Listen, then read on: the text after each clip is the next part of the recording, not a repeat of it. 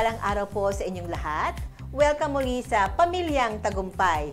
Ako po si Abby Trinidad at sa programang ito, tampok ang mga kwento ng pananampalataya, paglilingkod at tagumpay ng mga pamilyang Pinoy.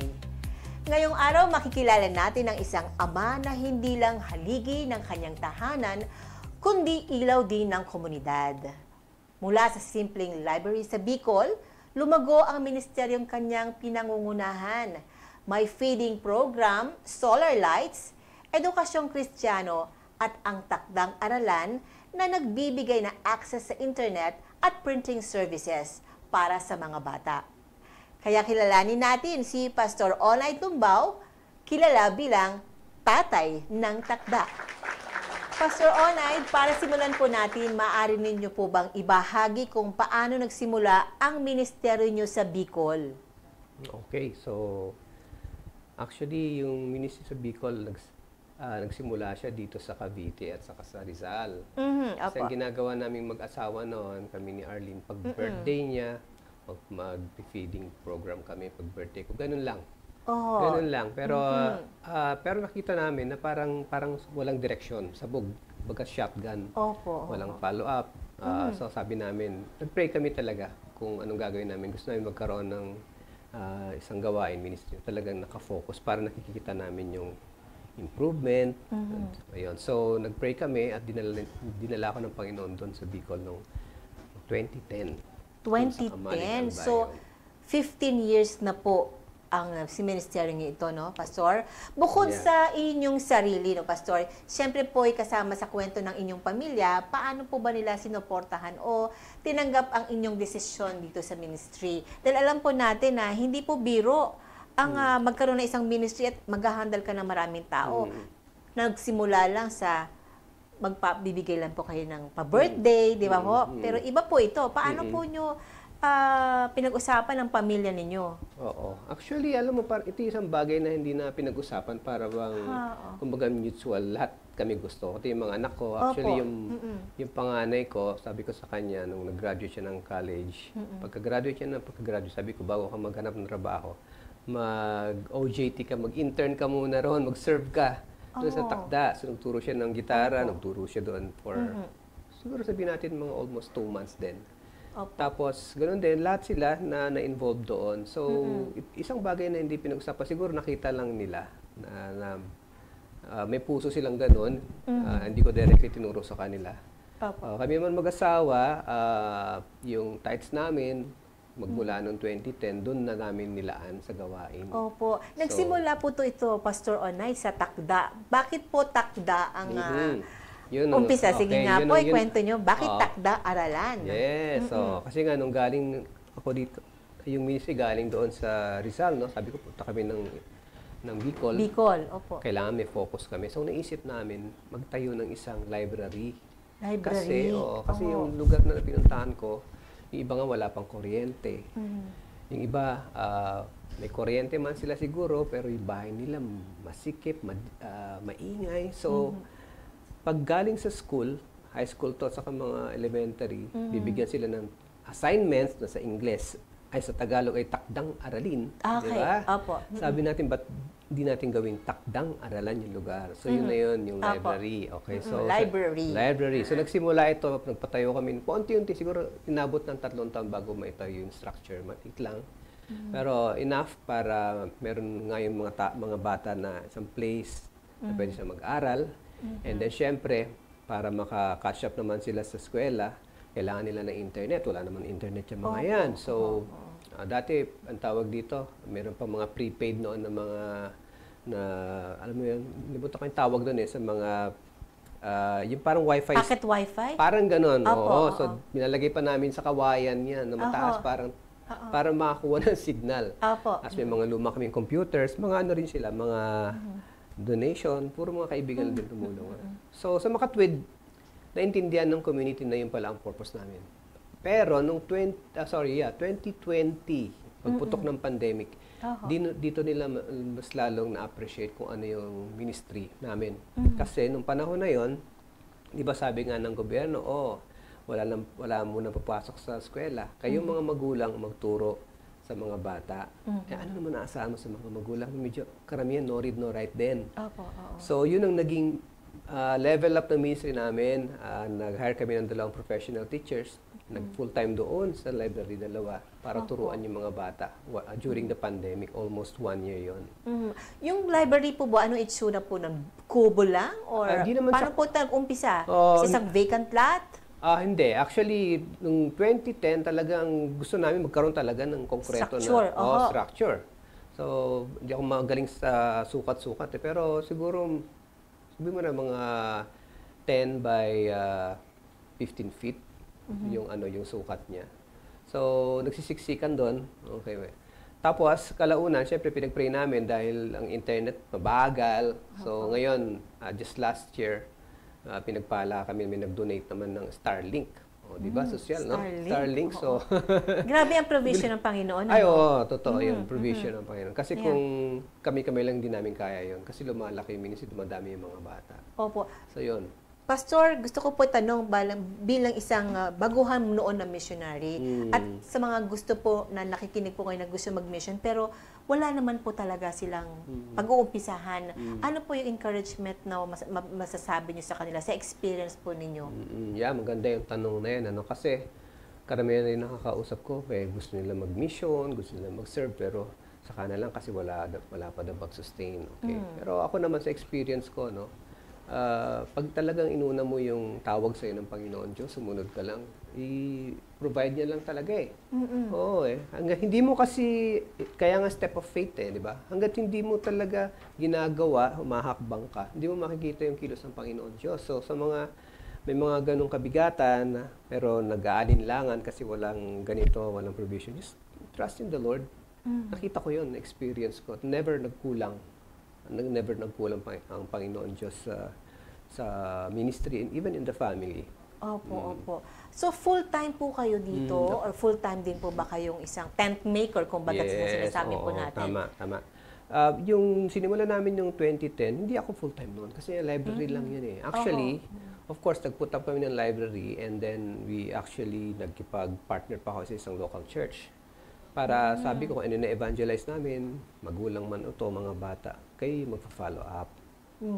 Pero hindi ganun kasi nangyari. Okay, but anyway, so during yung simula na yon hanggang 2022, hindi ako full-time. Pupunta ako every 2 months. Opo. Okay, siguro sa isang taon siguro, hindi mo na mga 6 na beses. Parang ganun. Dahil sinusustain ko yung library, may mga ganun. Okay. Opo. But then, come 20, yun na nga, yung parang yung dramatic na changes or development nung pandemic. Kasi marami na mga magulang ang lumalapit sa amin, nakikinig. Dati mga bata lang minister namin. Ngayon may mga nanay na, may ibang tatay din. Although mas marami yung mga nanay. Opo. So, nung 2022, nagpray ko kay God, Lord, saan kami, anong gagawin namin? Kasi yung church na partner namin, hindi naman nila talaga magawa yung dapat gawin. Nauuhaw na yung mga tao sa salita. So, pinag-pray ko. So, noong 2023, yun ang leading ng Panginoon Diyos na tayo na kami ng fellowship. So, doon nagsimula. Yun na rin yung pag full-time ko. Okay? So, yun. But, tent making, yes, of course, pag nandito ako sa Manila, may mga opportunities. Mag-hold ako ng mga seminars. Alam mo naman yung, yung isa kong pinag-aakitaan yung sa mga seminars tungkol sa aso, yun. Pero, Opo. yes, pero, full-time na talaga ako. Opo.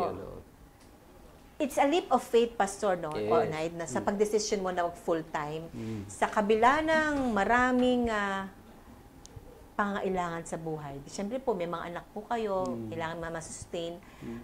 Paano nyo po ba nalaman na sinabi talaga ni Lord na mag-full-time ka na po dito sa isang mission na to? Okay. Alam nyo, iba-iba yung paraan ng Panginoon Kaya yung iba nananaginip, may vision, may audible, mihingi pa ng mga sense. Sa akin din, burden. Pabigatan. Okay. At pag sinunod ko naman yung pinapagawa ng Panginoon, Diyos, nandun naman yung joy. So, sa akin, yun na yung confirmation. And, of course, kung paano niya ginawang bless ng Panginoon para lumago yung ministry. That's another confirmation. Yeah, ang ganda na po. Yung confirmation, dalawa. May burden and with joy. Yes. Yes, Indeed. opo. So, Pastor Onite, yun, ang ganda na pong tips sa dalawa na yun para sa mga gustong mag-ministry, gusto talagang gawin yun talaga yung purpose natin sa buhay. Hindi lang po pastor ang may trabaho nito, kundi lahat po tayo na nilalang ng Diyos. At bilang ama ng tahanan at leader ng isang komunidad, Pastor Onite, paano ninyo na pagsasabay ang dalawang, yung tumahalagang papel na ito, isang ama, isang pastor or missionary? At isa din pong asawa ni Ate Arlene.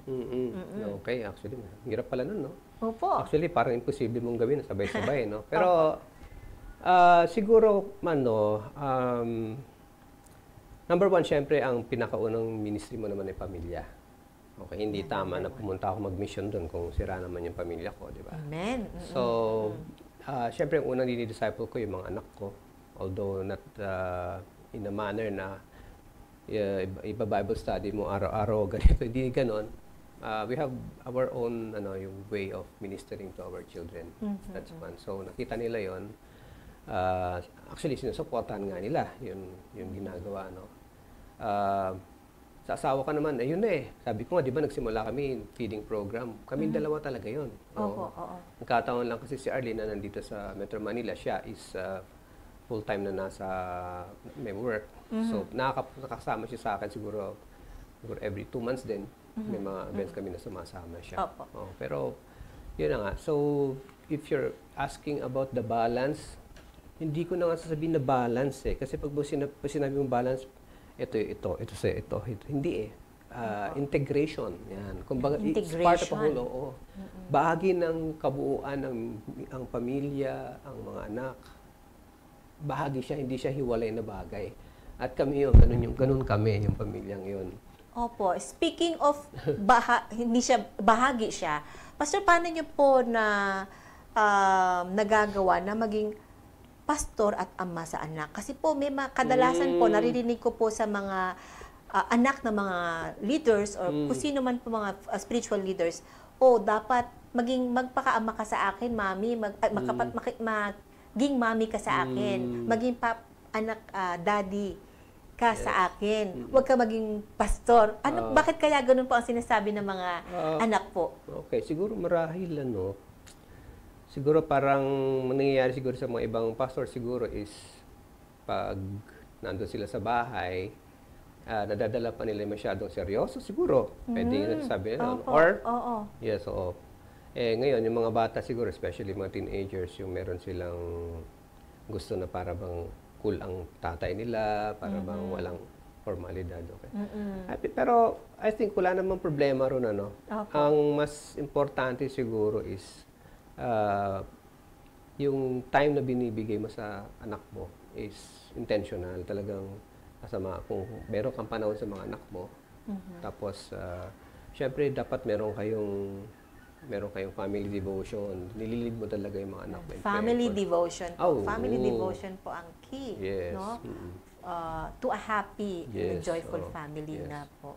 Alam mo, pag nagpe-pray ako, tuwing umaga, walang mintis yan na sabi ko, pag pinag-pray ko lahat ng member ng family, lahat ng mga anak, ang kasunod ng prayer ko ng Lord, sabi ko, bigay niyo yung same love and compassion ko, care ko sa aking mga anak doon sa mga taga-takda. So, para bang gusto ko magiging extension talaga yung ministry ng family ko. Ganun din ang prayer ko. Opo. Yes, so, magandang prayer po talaga, no? Kasama talaga ang pamilya at ministry. Hindi po pwedeng iwanan pareho. Hindi. Opo. Walang ganun. Walang ganun. So, yeah, sa inyong palagay, Pastor Onite, ano po ba ang naging epekto nito sa araw-araw, no? Habang pinag-usapan sa araw-araw na buhay ng mga pamilya sa inyong komunidad? Itong takda, nabalikan po natin yung mission niyo sa Bicol.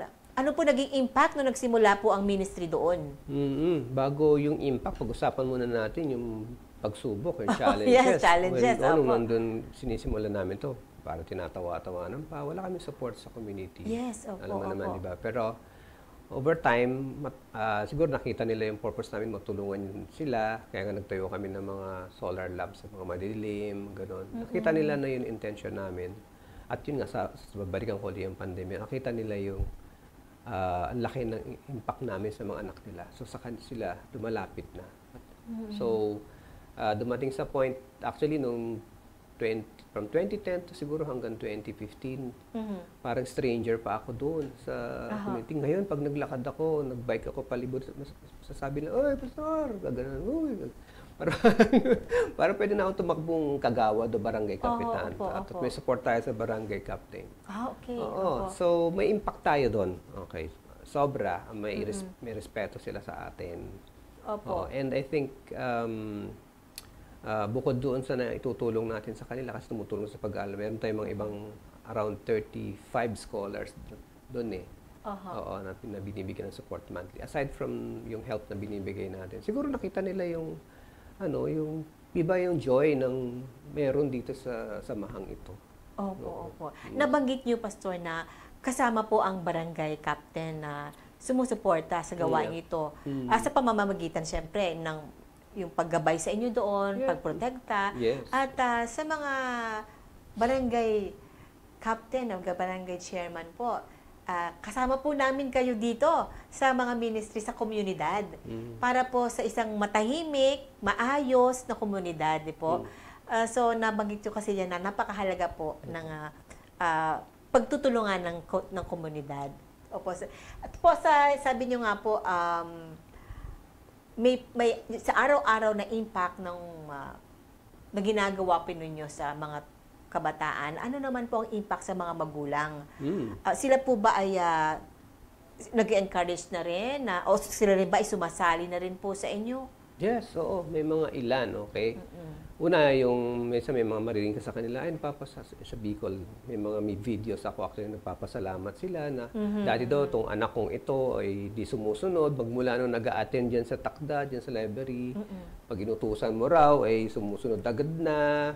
So may mga pagbabago, napakaganda. Nakakatuwa yun kasi tinuturo namin yung obedience sa parents, yung pag-honor ng parents. So, ngayon sa kanila naman, may mga, although hindi naman lahat, I have to be honest, hindi naman lahat, pero may mga nanay, tatay na pumupunta talaga na makinig.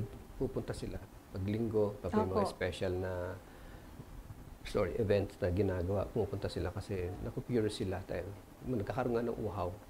Yan, So, Pastor, yung mga Bible materials, mga teaching materials, paano po ninyo to napagsama-sama at naibibigay sa kanila kung siyempre kayo ay full-time? So, yun. Sa mission. Una, yung speaking of the Bible copies, di ba kung minsan napapanood mo, ang kapal na mukha ko kasi sabihin ko, sa Facebook sabihin ko, tulungan niyo ako, minsan nasa loob ako ng OMF o ng PCBS. Yes, ayan, panawagan po sa ating partners. Kailangan namin ng Bibles. Maya lang, kapopost ko lang, wala pang kalahating oras, may message na, ilan ba kailangan nyo, ganito, ganyan. Wow. So, lahat yung galing sa kanila. Okay, so, yun naman yung tungkol dun sa Bible. So, tama ba? Nasunod ko yung tanong mo. Tama po. When there's a mission, there's a provision. Amen.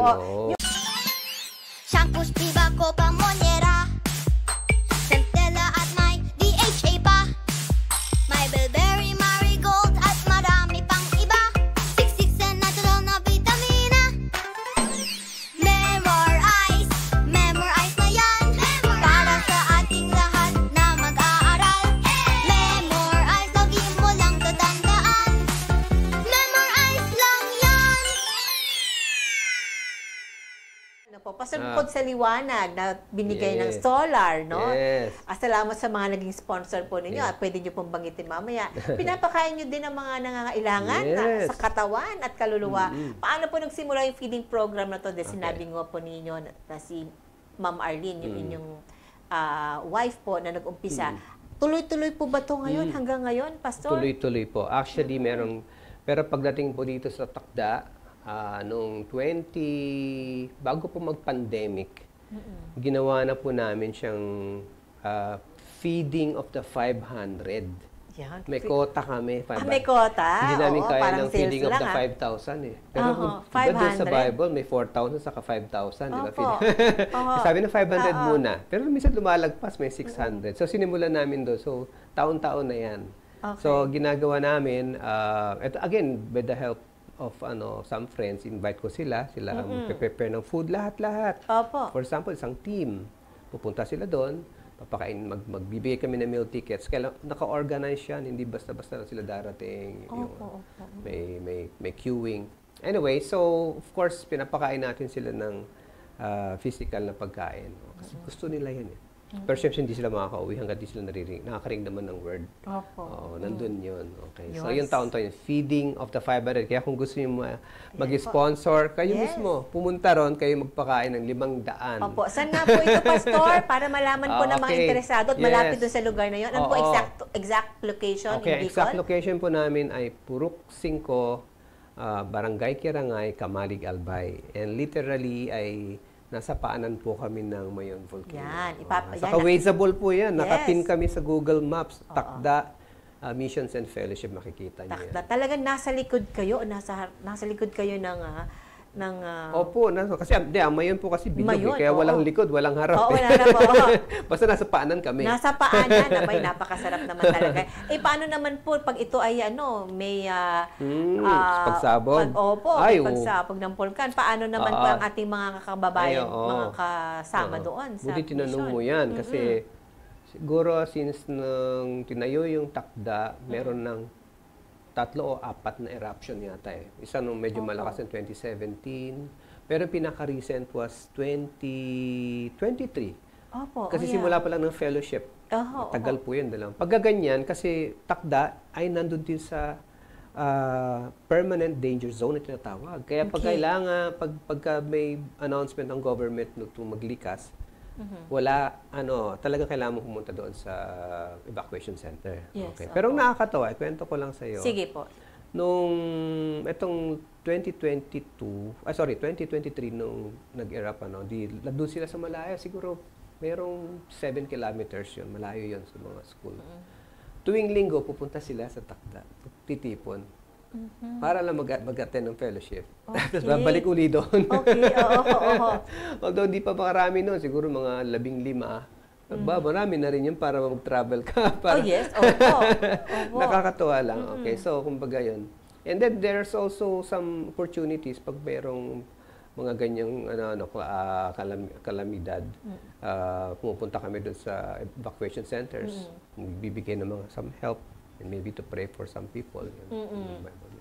Sabi nyo nga po, pinagpipray nyo po sila. Sa mga batang inyong pinaglingkuran, paano nyo ipinakita ang epekto, paano nyo po nakikita yung epekto ng programa nyo sa takda sa kanilang pananampalataya at pagkatao?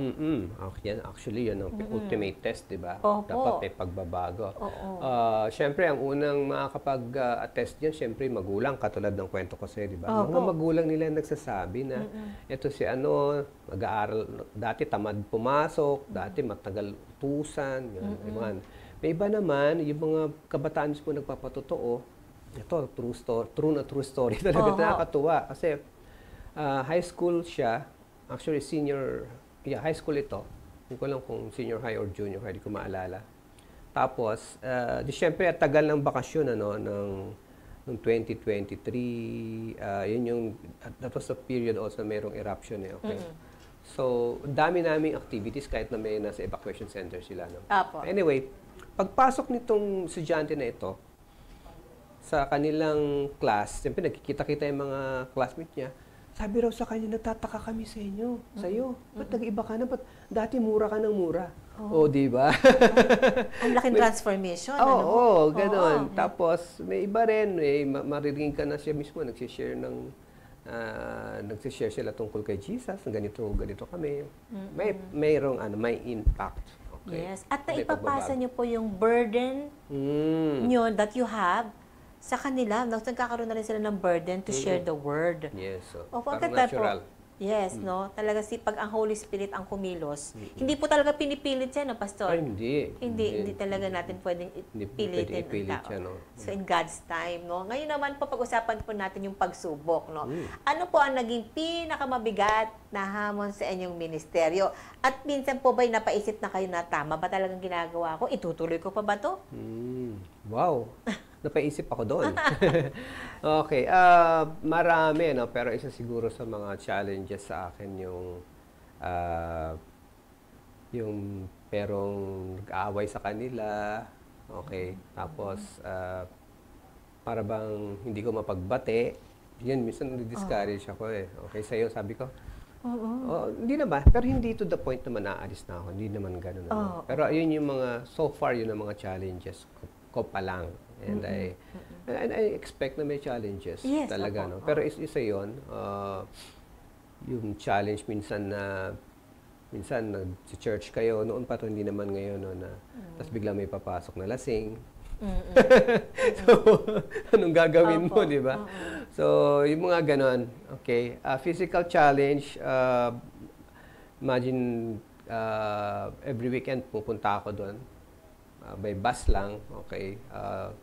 So, that's challenging also, okay. So, medyo nakakapagod, tapos minsan biglang madidelay yung sasakyang bus, magkakaroon ng sira, all those. Pero, kumbaga, maning-mani lang talaga yun eh. Pero, ang iniisip ko na lang talaga, tulad ngayon, yung recent na challenge ko, parang, minsan may mga, alam mo yun, parang kay Apostle Paul, di ba, sinusulatan niya yung mga Corinthian, okay, mga Corinthians ko. Kung sino-sino, kung ano yung mga church, ano yung nangyayari doon within the community of believers. So, tawag dito, nangyayari din doon, so it really burdens me.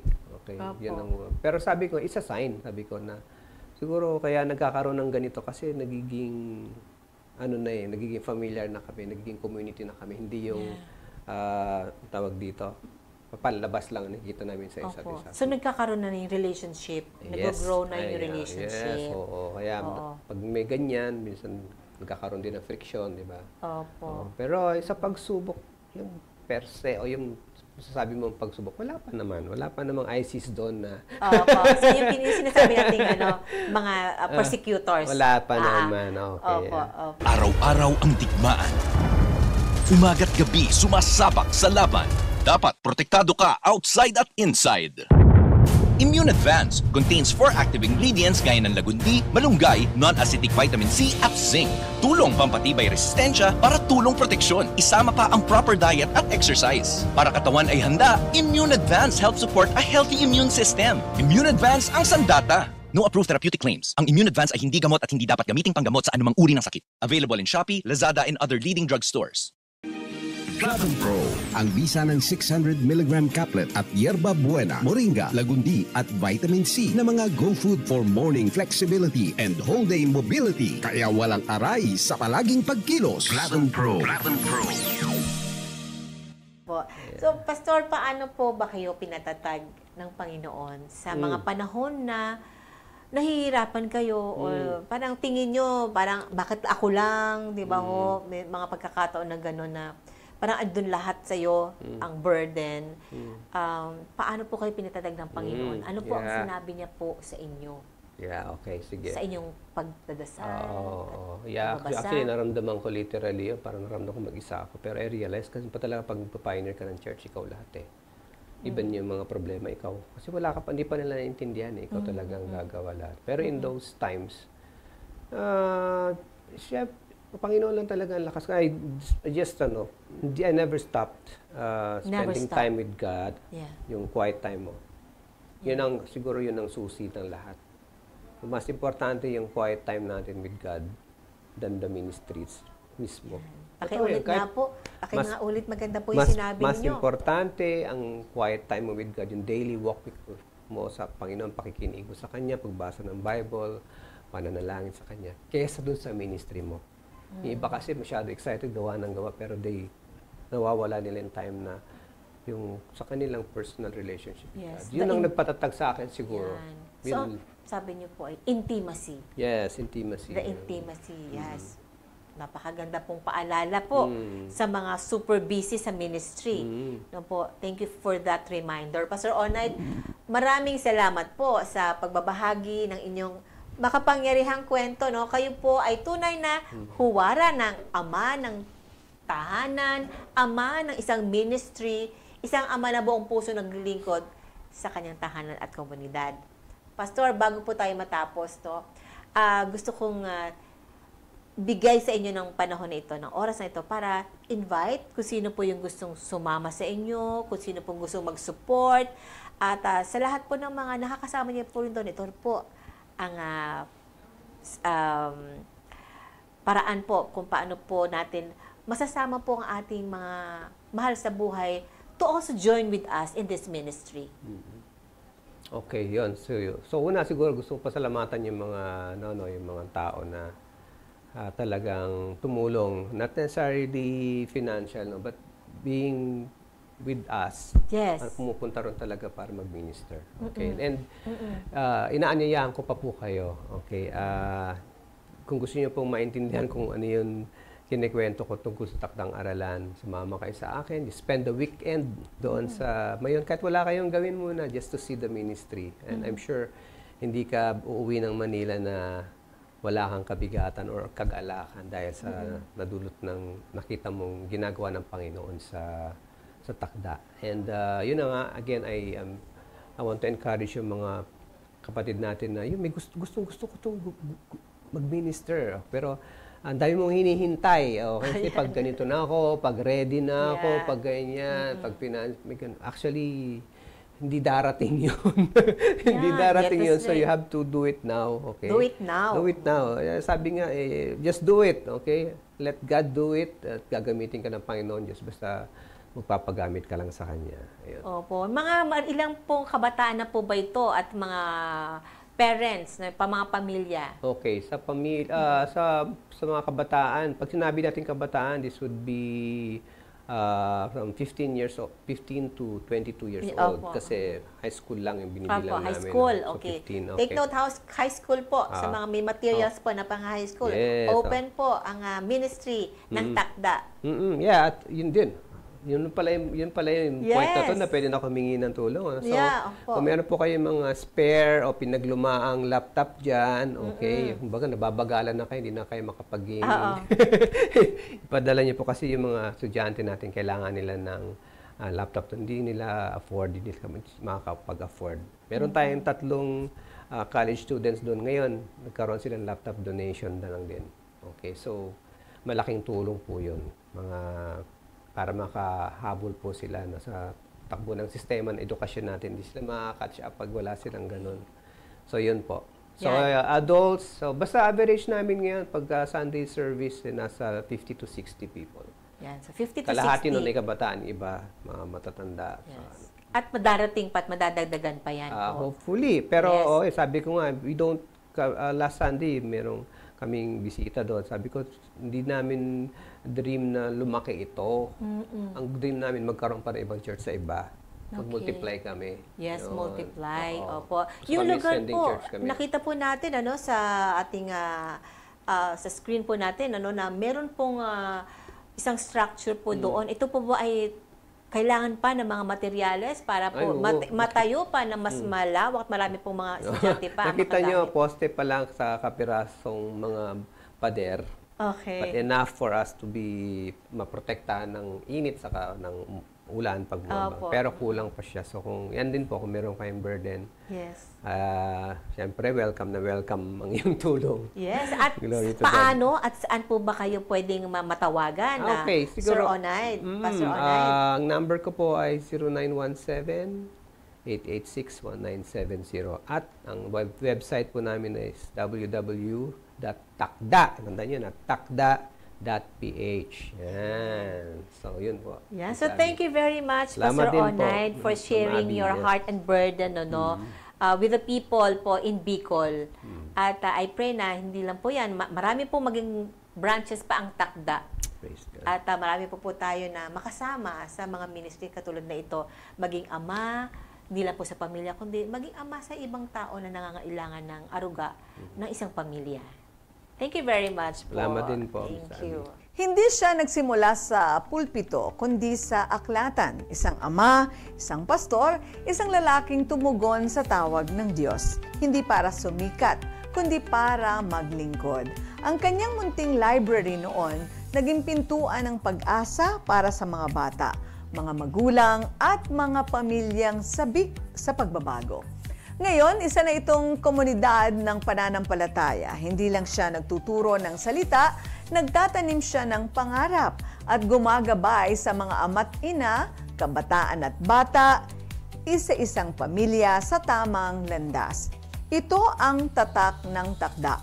Pusong handang maglingkod, pananampalatayang buo at pamilyang tagumpay na bunga ng matibay na panawagan. Yan ang ay dapat. Panawagang tinanggap, pamilyang binago, at pamayanang itinayo sa salita ng Diyos. We would like to invite all teachers, educators, administrators, school owners, and church leaders to join SEDNET International 5th National Convention on September 6 at MGC New Life, Fort Bonifacio, Taguig City. Get ready to run for a cause. We're excited to invite everyone, families, teachers, students, administrators, school owners, and churches to join the first run for God and Nation on October 4 at the Philippine Military Grandstand, Fort Bonifacio, Taguig City. This event is brought to you in partnership with the Philippine Council for Evangelical Churches, PCEC, Armed Forces of the Philippines, National Coalition for Family and the Constitution. It's a unique opportunity to promote a healthy lifestyle while supporting a great cause. Mark your calendars for October 4 and join us at the Philippine Military Grandstand, Fort Bonifacio, Taguig City. For registration, please contact SEDNET office through 0917-806-4245. Sa ating napakinggang episode with Pastor Onaid Lumbao, ito po ang takeaway na nalagay sa puso ko. Let me quote from C.J. Sereno, "Each early life is connected to the afterlife." Ano ibig sabihin po no, na ang ating mga gawa at desisyon sa buhay na ito ay may kaugnayan sa ating kalagayan sa kabilang buhay. Ang ating mga pinili at kilos ay bunga na maaring makaapekto sa ating kinabukasan. Sa ganitong paraan, ang pamilya ay may mahalagang papel sa paghubog ng bawat miyembro ng pamilya at pagtulong sa bawat isa na gawin ang layunin ng Panginoon sa ating buhay. Ito po ang inyong kaibigan, kapatid at kasama ninyo dito sa programang Pamilyang Tagumpay. Lagi nating tandaan, kasama natin ang Diyos sa bawat tagumpay ng ating buhay. Muli, ako po si Abby Trinidad at ito ang Pamilyang Tagumpay, kung saan ang bawat kwento ay patunay na sa Diyos, posible ang tagumpay. Hanggang sa muli. God bless everyone. Kay Lord ang tiwala at tagumpay, grounded in faith, love ang tunay, tuloy-tuloy lang, move forward lang. Pamilyang tagumpay, pamilya ng Diyos, buo at matatag sa bawat pagsubok, sa bawat tagumpay. God is our center, Diyos ang buhay.